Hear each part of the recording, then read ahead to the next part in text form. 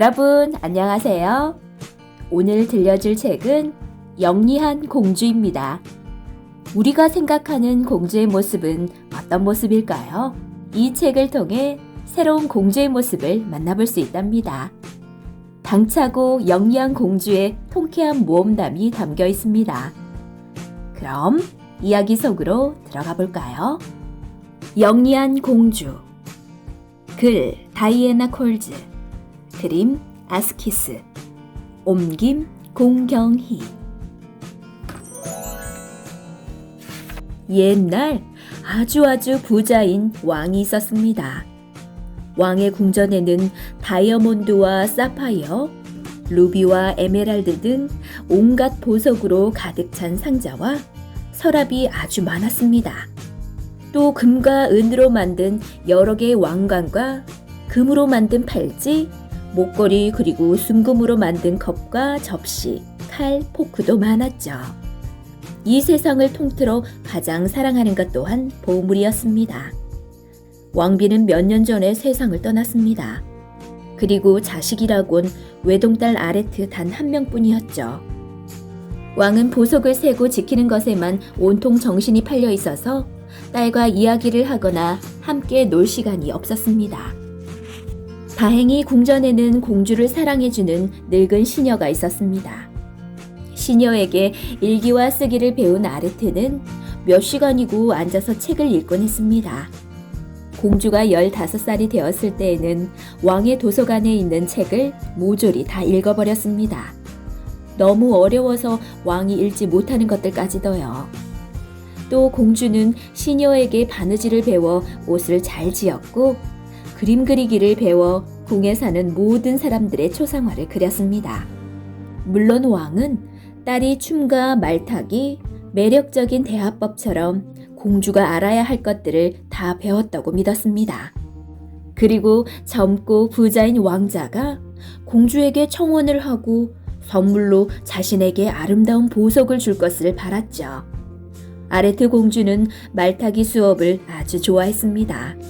말을 타고 신선한 공기를 마시며 숲속을 달리는 것이 좋았죠.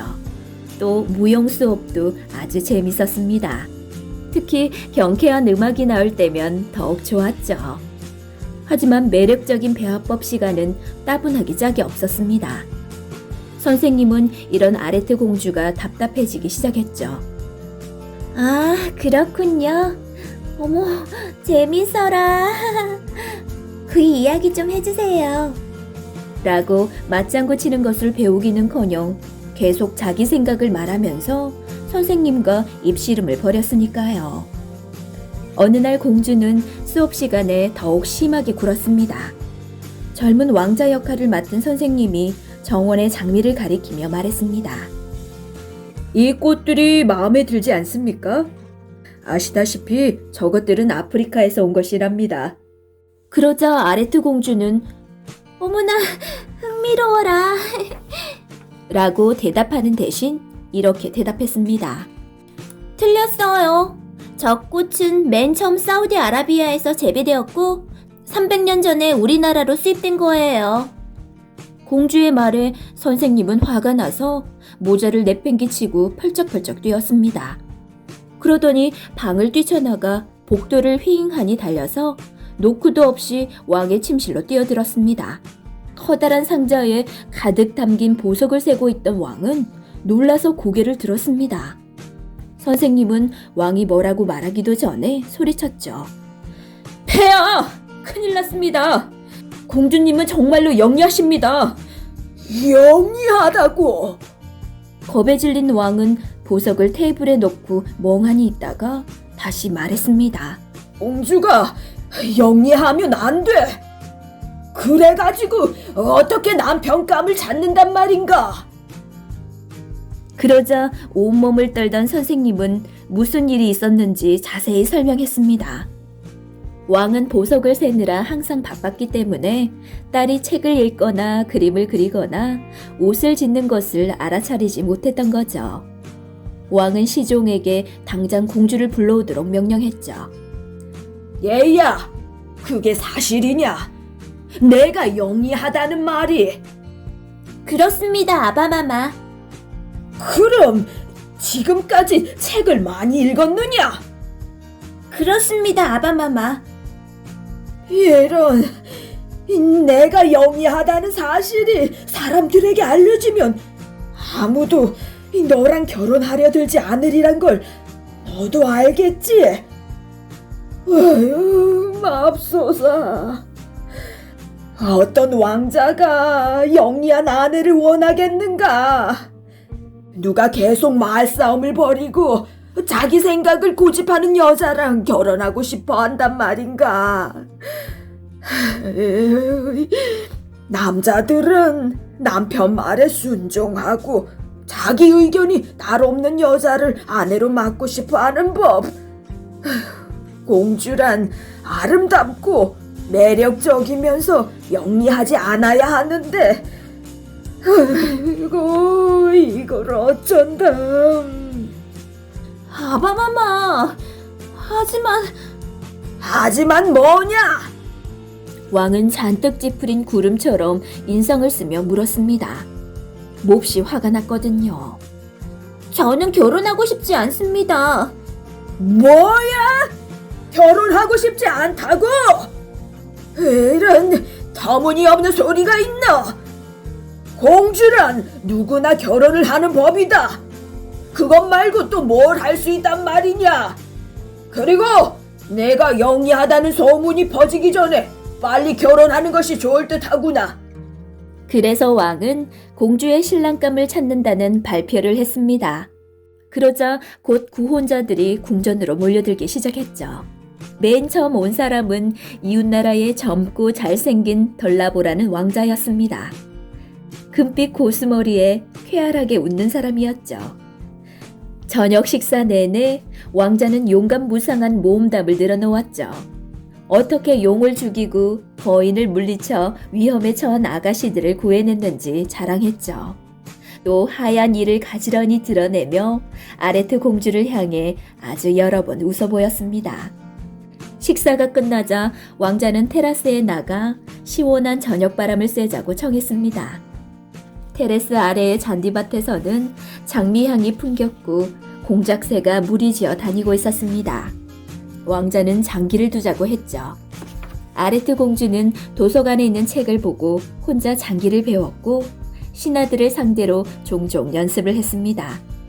덜라보어 왕자가 사나운 도깨비를 혼자서 물리친 이야기를 늘어놓는 동안 공주는 장기판을 찬찬히 들여다보았습니다. 그리고 15수 만에 외통 장군을 불러 이겼죠.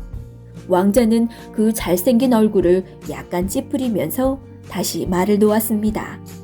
두 사람은 장기를 한 판 더 두었고 이번에는 14수 만에 아레트 공주가 이겼습니다. 다시 세 번째 장기를 두는 동안 말을 놓는 왕자의 얼굴은 잔뜩 찌푸려져 있었죠. 그리고 조금 뒤 공주가 12수 만에 이기자 왕자는 벌떡 일어나 궁전 안으로 들어가 버렸습니다. 왕자는 왕에게 무뚝뚝하게 작별 인사를 고하고 공주에게는 눈길도 주지 않은 채 말에 올랐습니다. 그러고는 뒤도 돌아보지 않고 자기 나라로 돌아가 버렸죠. 다음 날 왕은 기분이 아주 언짢았습니다. 그래서 아침 식사도 하지 않았고 보석을 세다가도 숫자를 계속 잊어버렸죠. 영리한 공주라, 이거 참... 왕은 속으로 중얼댔습니다. 낮 12시가 되자 다른 나라 왕이 사신을 보내 아들이 공주를 만나러 가도 되는지 물었습니다. 왕은 기분이 좋아져서 왕자를 당장 그날 저녁 식사에 초대했죠. 그날 밤 왕자는 말을 타고 왔습니다. 검은 머리칼과 갈색 눈을 가진 미남 청년이었죠. 왕자는 식사 시간 내내 아레트 공주 곁에 앉아 공주를 칭찬하는 말을 늘어놓았습니다. 당신의 눈은 마법의 숲에 있는 연못 같군요. 당신의 머리칼은 말할 수 없이 보드라운 비단 같습니다. 공주는 닭고기 구이에 꿀바른 콩과 구운 감자, 시금치를 먹느라 왕자의 말을 귀담아 듣지 않았습니다. 식사가 끝나자 왕자는 테라스에 나가서 나이팅게일의 노랫소리를 듣자고 했습니다. 왕자는 또다시 공주를 칭찬하는 말들을 늘어놓았죠. 하지만 공주는 배가 불러 자기 외모에는 별 관심이 없었습니다. 더구나 자기가 어떻게 생겼는지는 잘 아니까요. 공주는 딴 생각을 하기 시작했고 몹시 졸렸습니다. 왕자가 공주에게 달빛을 받은 치아가 진주 같다고 말하는 순간 코 고는 소리가 났습니다. 아레트 공주가 잠든 것입니다. 화가 난 왕자는 궁전 안으로 쌩하니 들어가서 왕에게 간단한 인사를 했습니다. 그리고 말에 올라타고서 뒤도 돌아보지 않고 자기 나라로 돌아갔습니다. 공주는 왕자가 간 것도 모르고 테라스에서 곤히 잠들었죠. 영리한 공주라니, 이거 참... 왕은 이전보다 더 화가 나서 사흘 동안 보석도 세지 않고 궁전 안을 쿵쿵거리며 돌아다녔습니다. 여러 왕자가 공주와 결혼하려고 왔지만 모두 되돌아갔습니다. 공주가 너무 영리하다는 게 문제였죠. 공주는 자기 생각을 계속 말했습니다. 어머, 정말이에요? 참 재밌군요. 더 이야기해주세요. 라고 말하는 것을 깜빡하고요. 공주는 계속 말 타고 춤추고 책 읽고 그림을 그렸습니다.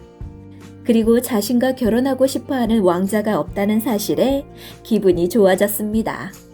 여러 달이 지난 뒤 새로운 구혼자가 말을 타고 궁전에 찾아왔습니다. 왕은 신랑감이 왔다는 소식을 듣고 매우 기뻐했죠. 이번에 온 신랑감은 나이가 좀 들었습니다. 긴 망토를 걸치고 회색 수염을 길게 길렀죠. 그의 이름은 복스였습니다. 사실 복스는 나쁜 마법사였죠. 마음속에 나쁘고 고약한 음모를 품고 있었지만 왕은 전혀 눈치채지 못했습니다. 폐하의 따님이 영리하다고 들었습니다. 복수가 왕에게 말했습니다. 그렇소, 영리한 아이요. 하지만 아주 조금만 영리하다오. 그리고 나는 몇 년 후면 공주가 영리함을 떨쳐버리리라 기대하고 있소. 왕이 초조해하며 말했습니다. 염려하지 마십시오, 폐하. 저는 영리한 아내를 원합니다. 공주님과 결혼하겠습니다. 하지만 결혼하면 정말 소문대로 영리한지 증명하기 위해서 3가지 일을 해야 합니다. 만일 실패하면 제가 공주의 목을 베어도 좋다는 증서를 폐하께서 써주시기 바랍니다. 복수의 말에 왕은 놀랐습니다. 그건 잘 모르겠군. 내겐 골칫덩어리이긴 하지만 어쨌든 공주는 짐의 딸인데. 그러자 복수는 망토 안에서 작은 상자를 꺼냈습니다. 상자 안에는 번쩍이는 보석들로 가득 차 있었습니다. 그렇게 해주시면 폐하께 이걸 전부 드리겠습니다. 아름다운 보석을 보자 왕은 눈이 튀어나올 것 같았습니다. 좋소! 물론 허락하겠어. 어쨌거나 공주는 매우 영리한 아이니까 그 일을 척척 해낼 수 있을 거요. 당연하지. 왕은 보석함을 받아들자 곧장 공주에게 갔습니다.